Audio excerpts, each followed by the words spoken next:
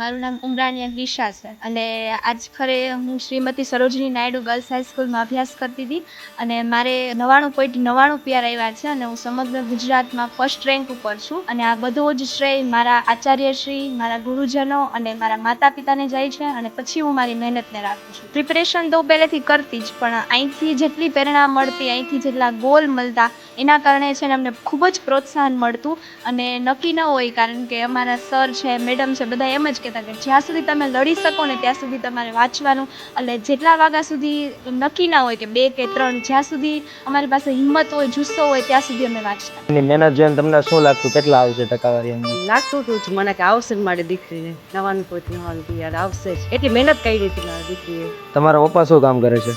મારા પપ્પા ગેરેજમાં છે. એમને શું એક્સપેક્ટ હતું કે તમે આવી રીતના પેલો રેન્ક લઈ આવશો?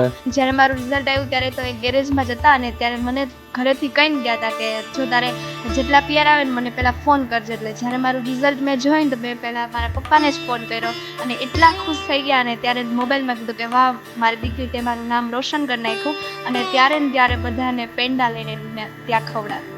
હવે તમે ફ્યુચરમાં શું કરવાનું વિચાર્યું છે?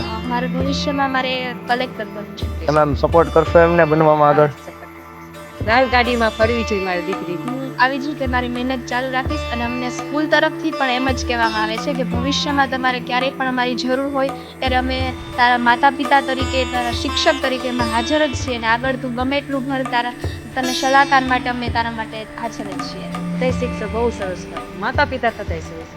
થેન્ક યુ સો મચ મારા ટીચર્સને, કારણ કે એના કારણે જો આ સ્થાન ઉપર છું ને આજે મને ગર્વ છે કે હું એક સરકારી શાળામાં પણ 99.99